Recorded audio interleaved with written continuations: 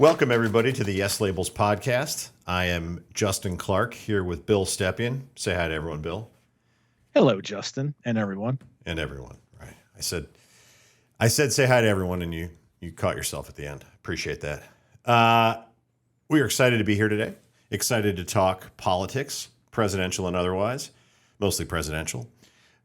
We are just post our second Republican debate, which we're not going to spend too much time on today. Not a lot to talk about, but also we got much bigger news this week coming in the presidential 2024 election world.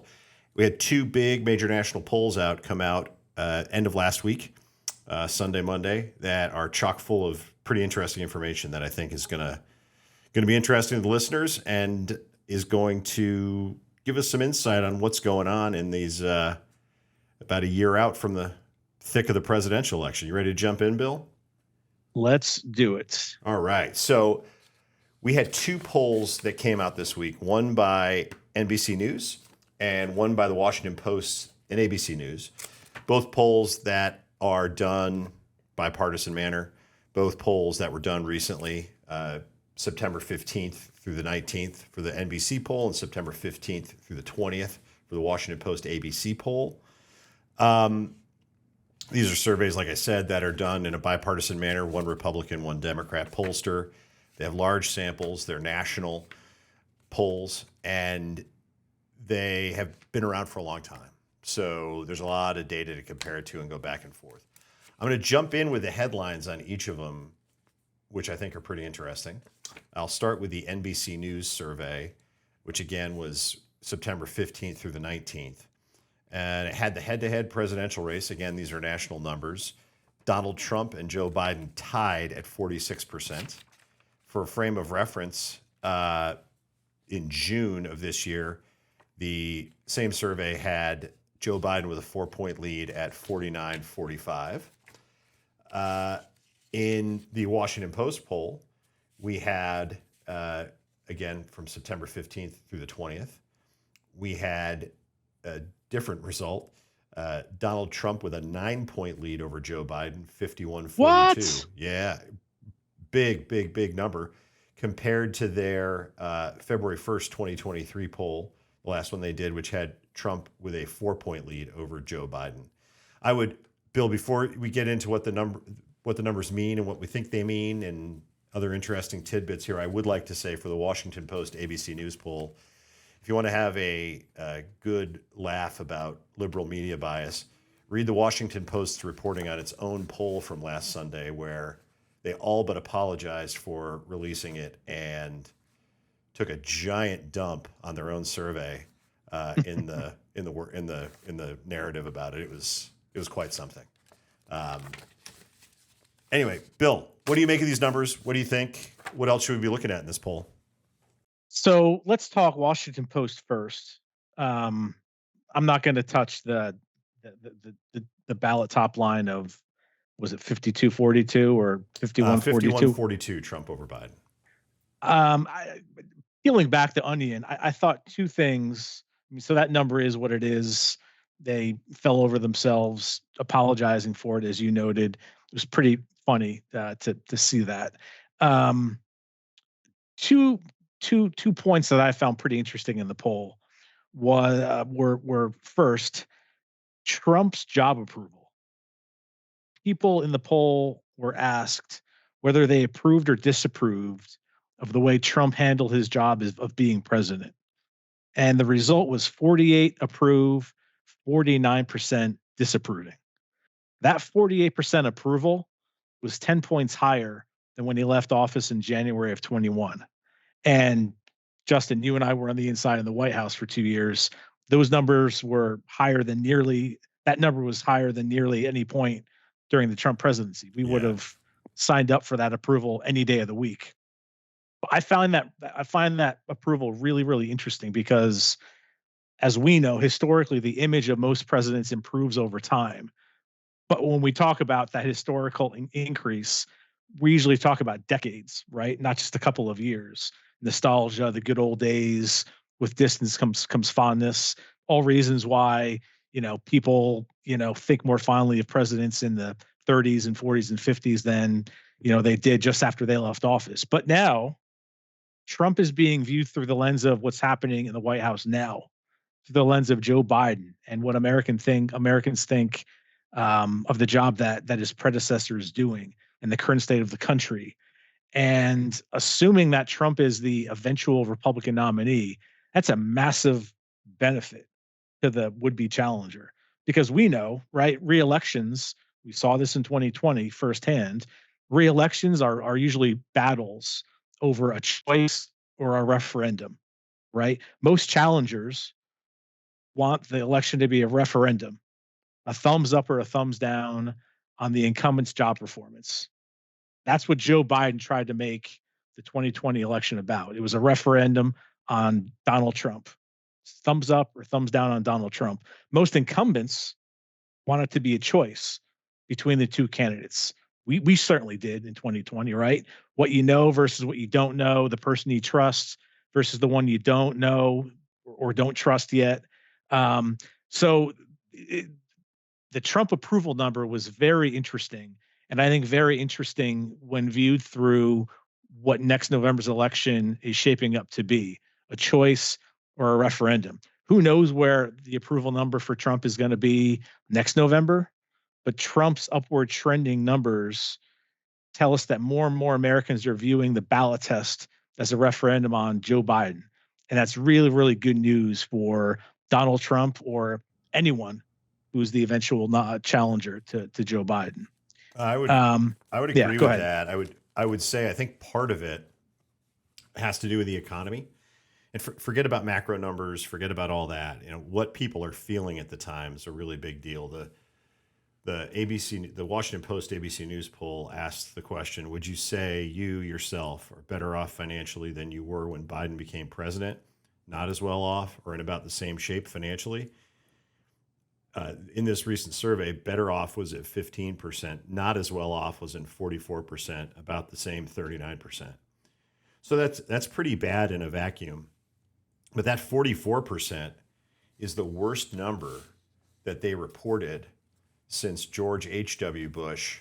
Or I'm sorry, that not as well off number is the worst number that they've ever reported in a poll. I had the wrong date on this thing for an incumbent president.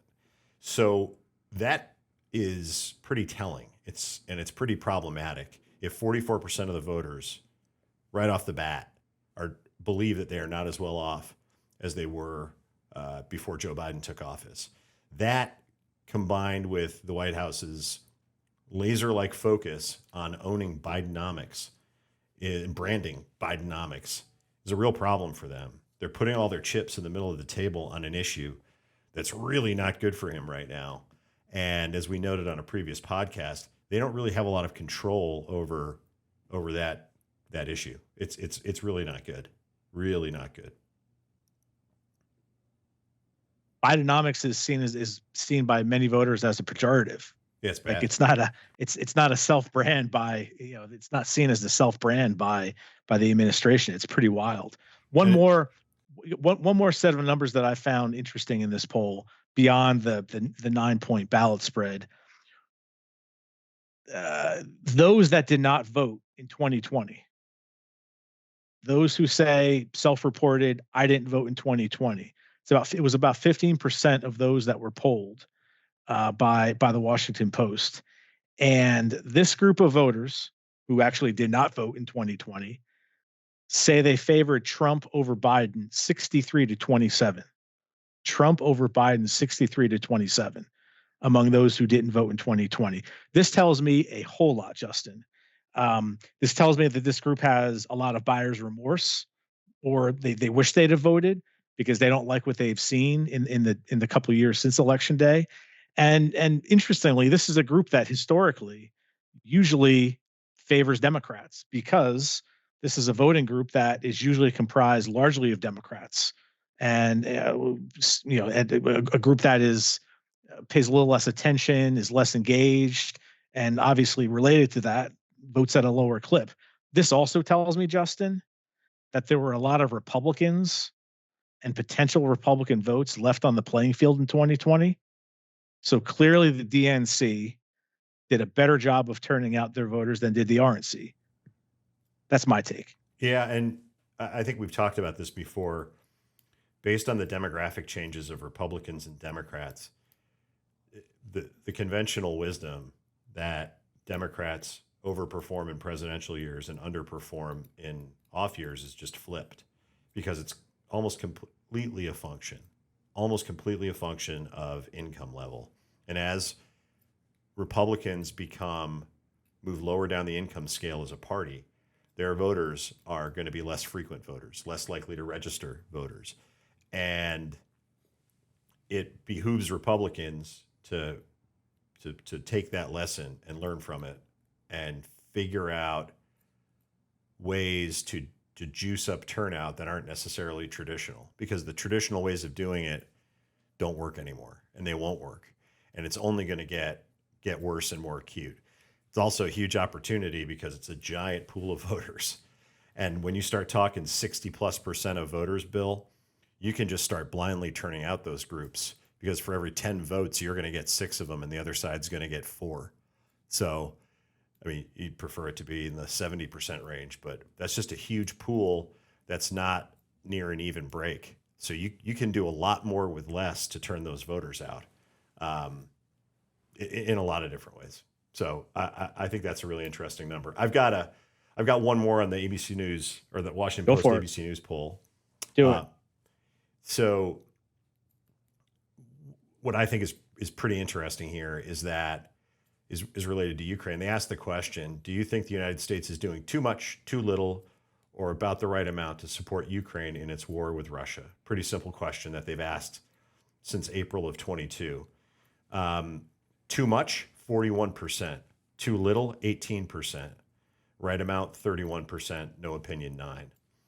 That is a huge jump since February, 8 points, and a 27-point jump since last April. It's the first time in their survey that too much has exceeded the right amount, 41 over 31.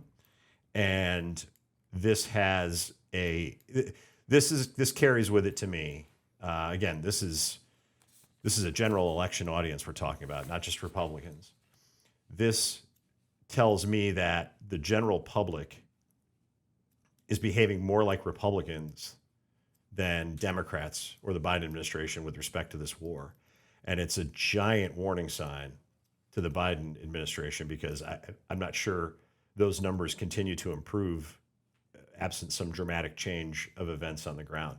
But another point with that, Bill, and it's along the same lines, it's again, that's kind of against the conventional wisdom, right? The general election audience is more like Republicans than Democrats here. The other one's related to the shutdown, and this shutdown that may be occurring this weekend. Federal government, they asked the question, the federal government might have to partially shut down at the start of next month because of a dispute over spending and policy issues. Who do you think is mainly responsible for this situation? 40% say Biden and the Democrats in Congress. 33% say the Republicans in Congress. That is something that's going against kind of the conventional wisdom here too, where general election voters are more willing to blame Biden and the Democrats than they are Republicans. And all of this adds up together. You know, some of this is the tail wagging the dog, where you have an unpopular president, so people start pointing the finger related to everything. But you see this debate, whether it be on Ukraine or spending or the border or the economy, and it seems to me like the White House is just sitting there acting as if, hey, the regular old playbook that we tried and true, we're going to run on the economy, we're going to go do a ribbon cutting at a battery plant in some county out there, and we're going to get all the votes, and we're going to, shake hands with the mayor and the county commissioners, and they're going to get their votes, and we're going to give everyone a bumper sticker. They're missing the bigger point here, and I just feel like they're sleepwalking through this in a way that's pretty interesting to me. I don't know. What do you think of that, Bill? So you're saying that a lot of the blue and yellow flags I used to see in the neighborhood are now packed away in the garage instead of on a flagpole in the front yard. Yeah, I mean, your point about the independent voters, unaffiliated voters lining up a whole lot more with R's than D's. We saw that in the Pennsylvania poll we did of the 2024 general election, right? The most important issue to Republicans and independents: jobs, the economy, inflation. What did Democrats care about? Threats to democracy, climate change, and abortion. Independents are behaving and thinking and acting a whole lot more like R's than D's these days. And you touched on a couple different ways that line up in that fashion. Well, and what's really striking to me is that the White House and whatever campaign structure exists for Biden and the Democrats, I don't know if they're not seeing this stuff. I don't know if their data is different. I don't know. But to me, from the outside and having been in on this stuff, they're not behaving as if they're seeing these big red warning flags, getting waved in their face right now. It's pretty remarkable to me. Well, I know you want to. I know you're dying to talk about the presidential debate we saw last night. But before I let you do that, because I know you're dying to do it, let me talk quickly about some of the top lines from the NBC poll Yeah, go that for you it. also mentioned. Top lines, really, really briefly. Um, Biden's job approval was 41% versus 56 disapprove. That's the highest disapproval of his presidency as taken by NBC in their poll. That's gone on since the beginning of time. Trump and Biden tied at 46. Um, Trump's lead in the primary went from 29 over DeSantis to 43, 59, 16, a 43 point lead, up 14% from their last poll. Um, Biden trails Haley by 5 points, 46-41. That got a lot of attention. I'm sure we'll talk about that. What do you think about that? Any thoughts on the top lines or anything else you found interesting there within? Yeah, I mean, his job approval number is really bad. That low 40s number is a real issue for him. It's the lowest point he's been at since the spring of 22, and it's a bottom for him. But well, I guess we'll see if it's a floor or not. I mean, what's really driving that, I think, Bill, is they asked his approval on various aspects of the world, I suppose, foreign policy, the economy. And when asked about Joe Biden's approval with respect to the economy, he was at a 37% approve, 59% disapprove. It is not the lowest it's been since they were taking this in the spring of 2021, right after he took office.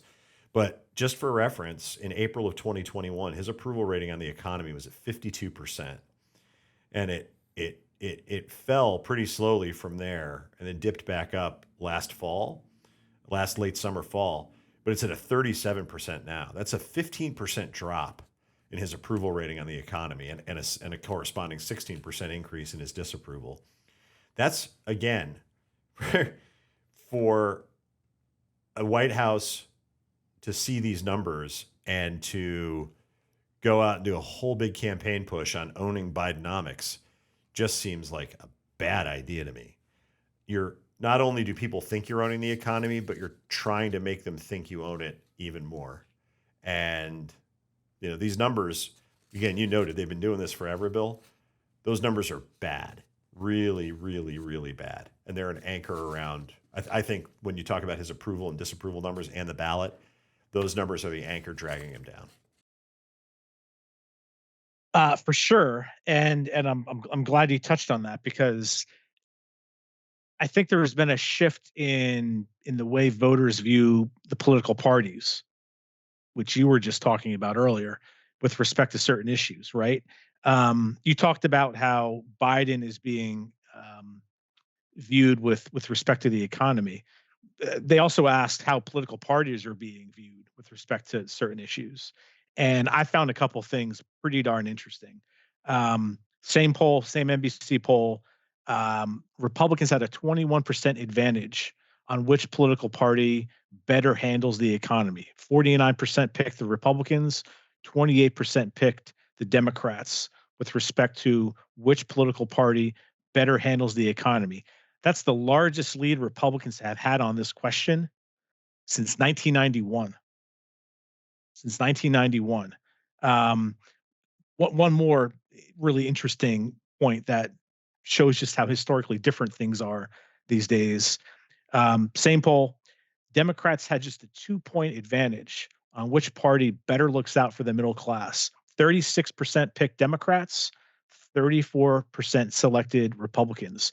That's the Democrat Party's smallest advantage dating back to 1989. So things are a changing with respect to political parties and how Americans are viewing who does what best, right? There's been a massive shift in the composition and in the makeup of political parties today. Let's look what happened this week, Justin, right? What happened in Michigan this week? Joe Biden was on a picket line in Warren, Michigan. Democrat presidents haven't ever, and a lot was said this week about how historic Joe Biden's presence was on the picket line. There had never been a sitting president on a union picket line before. Well, They never had Democrat to. presidents haven't ever been on a picket line. Exactly, because they haven't had to. They unions have been a rock solid and reliable Democrat constituency since the beginning of time, or at least the beginning of political times. And by the same token, right, there are groups and places where Republicans need to defend for the first time in a long time too. I mean, if you went to bed 20 years ago and woke up just today, you'd be like Marty McFly in Back to the Future walking around Hill Valley, right? You'd have no idea which end was up, what was going on, where you were. Sorry for the Back to the Future reference. I know we both like the movie, but you would have no idea what was happening these days politically. And some of these numbers dating back to 1991, dating back to 1989, they demonstrate exactly that. Politics going on with the UAW and internal stuff, but the UAW didn't come out and endorse the presumed Democratic nominee for the first time, I think, ever, with Biden, which just happened. He's playing what's here, and the interesting part to finish that thought on the UAW, Donald Trump went there the day after to give a speech to a similar crowd of workers about the UAW strike. Here's the interesting part. Biden announced his trip after Trump announced his, I believe.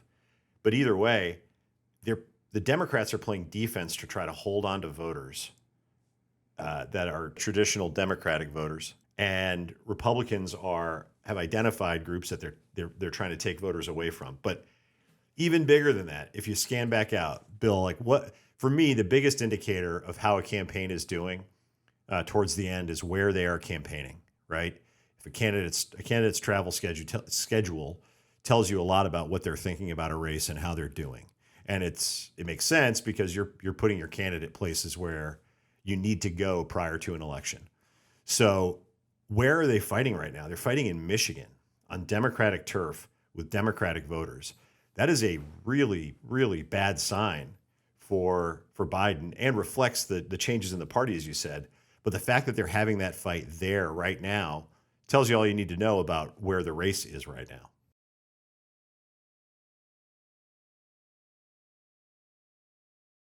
It's a really, really good point. And you're well, at least they recognize that they have issues in places like Michigan. You and I talk all the time about 2016 and how we saw an opportunity right before our own eyes opening up in Michigan. And for some reason, the Clinton campaign packed up their bags and didn't have a presence on the ground. Their candidate wasn't on the grounds.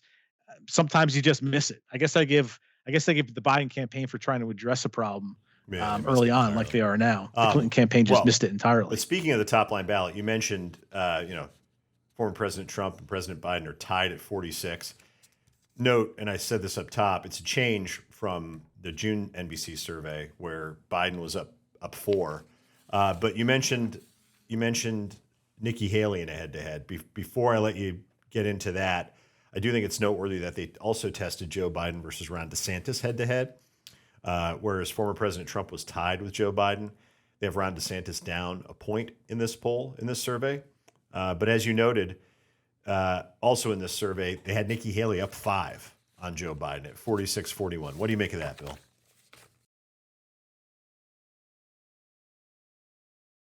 I saw that as well, and it made me do a little bit of digging. 30% of all voters say they aren't familiar with her. So to me, she's kind of unknown, very non-threatening, and kind of the generic Republican. Yeah, I mean, I think she had a bounce. That's what She I made took some from it. news What did in you the What do you last, think? well, not the last one, but the first Republican presidential debate. And she hasn't. We know how that works, right? She has a bounce. She hasn't been attacked yet. She hasn't really taken any incoming yet, and she's known, and it reflects Joe Biden's struggles to keep his own number up. I mean, that 41% he gets against her really starts dragging closer to his approval rating, right? I mean, there's always a great convergence of an incumbent's ballot number and their approval rating, and they reach a point where they're the same thing, and that's on election day. And that 41 gets down way closer, which tells me, regardless of who the Republican nominee is, that Biden number, that 41, is his floor right now. Because Haley is kind of like the generic Republican in this ballot test. Yep. Yep. Not Exactly really. right. I mean, it was. Do you want I'm to worried I'm talk going to fall briefly asleep about mid-sentence. the debate last night? So it was Republican candidates for president, or many of them were on stage last night, having their second presidential debate. We reported on the first one, and there were some fireworks and some interesting stuff. This one, Bill, I got to tell you, it was a total dud. And not just because former President Trump wasn't there, but and that's obviously an important part. But watching it, I was just struck by the fact that it's starting to become apparent, I think, to even everyone on stage, that unless they do something and get this thing close to Donald Trump, and to be really clear, it's not remotely close right now, none of this matters. And that just kind of seeped out of the television as I'm watching it. It just had a stench of not mattering at all. And I think some of the people had some good moments, but again, it just didn't matter enough. I'm not even sure I'm willing to pick a winner or loser of it, because it was not great. And I think everyone was a little uneven, and it just didn't work right. Bill, I mean, what are your takeaways of it?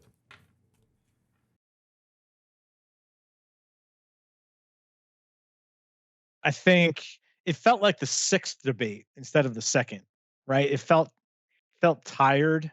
It felt worn. It felt like I'd seen this before. Um, uh, I'm not going to pick winners or losers. What I will do is I'll say that I thought, and we talked about our monthly South Carolina poll on the last podcast. I think Haley and Nikki Haley and Tim Scott, our polling shows clearly that Nikki Haley is gaining at Tim Scott's expense, not just in South Carolina. We know it's happening elsewhere as well. So the sparring that they were having, her to him to her, I found that to be really, really smart and targeted. And all that based on the numbers that we pour over each and every month. So Yeah. I was watching them joust and thought, But I thought this is a really good use attacks, of each even of their when they time. were doing that, I had the same I thought. thought that's Not, you're right. They seemed tired. Like they were just kind of rehearsed, uneven, up and down. But yeah.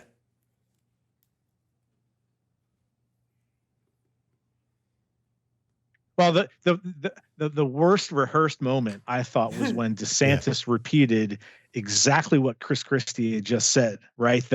They criticized Trump for the seven trillion in debt, and where is he? He should be here to answer for it. Like it literally was a rehearsed line from DeSantis. He thought that was where that line needed to go in the debate. He hadn't heard or didn't care to hear what Christie had said just before it. He just knew this line had to go right here. It showed what we've been, saying for weeks. He's not a good debater. And I thought a lot, Justin, that you need to do in settings like this.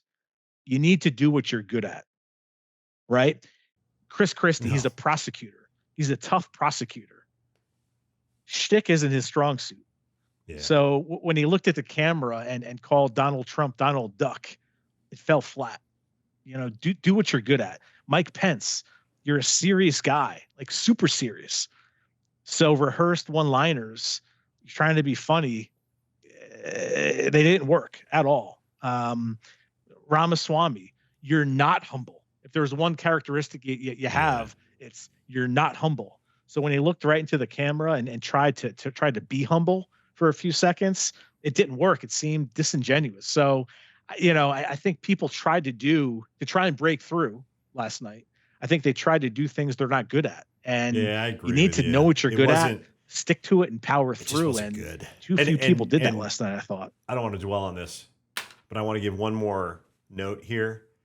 Whoever's doing the advance work for these teams, know what the lighting is supposed to be like on stage. Good grief. I mean, some of the people look like they got makeup from the mortician, and people are wearing clothes and the lights bouncing off of them, like that kind of stuff. You got to figure that out beforehand, because I don't think anyone. Some candidates, and I'm not going to name any names, looked bad on stage, and that just can't happen at this level. It was bad.